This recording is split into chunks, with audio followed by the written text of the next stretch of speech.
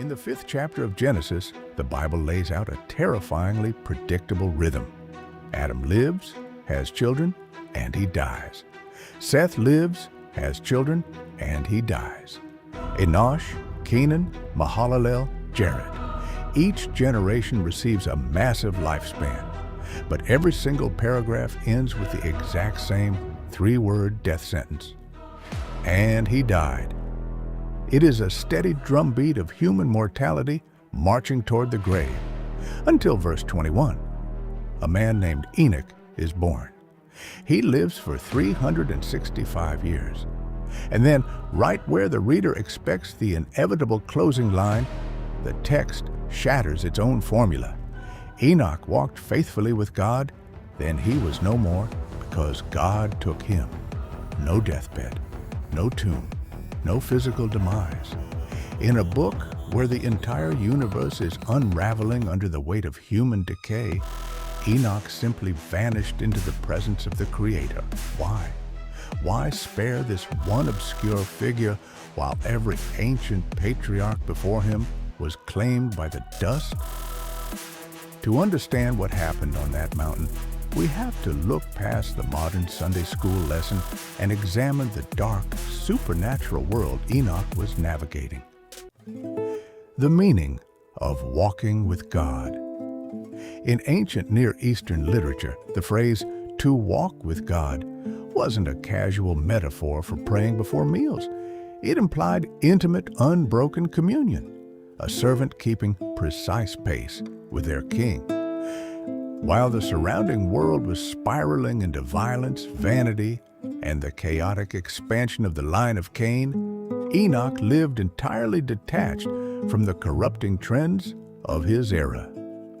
Notice his lifespan, 365 years. While the men around him lived 7, 8, even 900 years, Enoch's life on earth was comparatively short. To the ancient world, an early departure looked like an unfinished life. But in the biblical worldview, Enoch's earthly existence was truncated not as a punishment, but because his true citizenship belonged elsewhere. The prophetic warning. Enoch wasn't just a quiet hermit living in isolation. The New Testament book of Jude reveals that Enoch was actively preaching against the decay of his civilization. He saw the dark clouds gathering on the horizon generations before Noah ever picked up an axe to build the ark. He warned his peers that a divine reckoning was approaching, a judgment of fire and water. He was a solitary voice of divine alignment in an era defined by total rebellion. The heavenly scribe.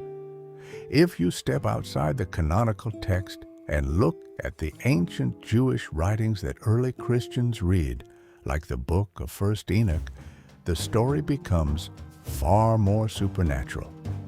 According to ancient tradition, Enoch lived during the days when the Watchers, fallen heavenly beings, descended onto Mount Hermon, corrupting mankind with forbidden knowledge, warfare, and unholy alliances.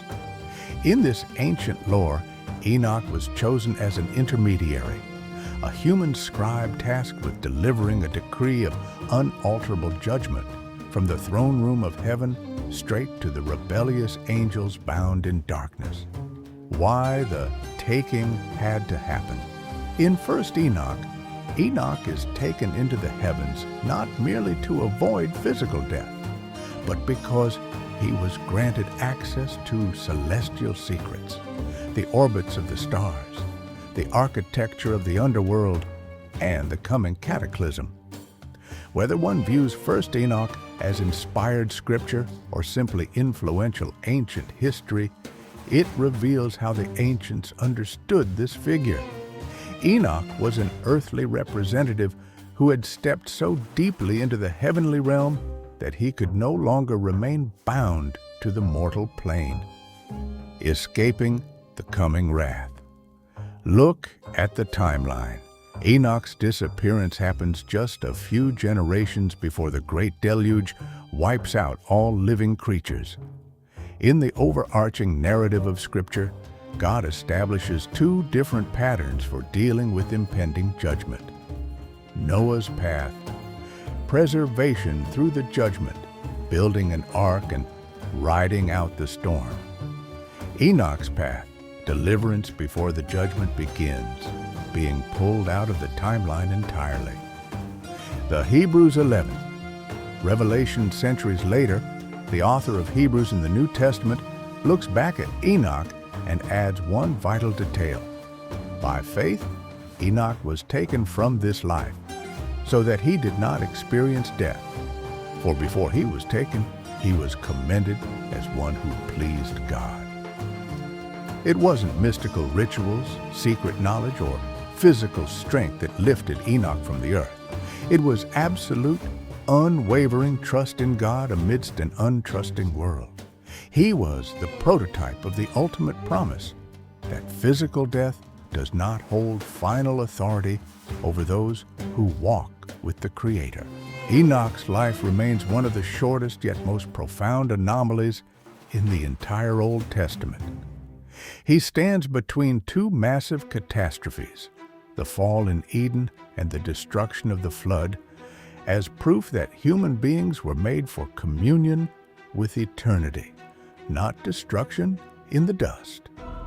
Right after Enoch disappears, his son Methuselah is born, the man whose very name is tied to the countdown of the coming flood. If you want to understand the dark timeline that followed Enoch's departure and the real reason Methuselah lived longer than any human in history, that's the mystery we unpack next.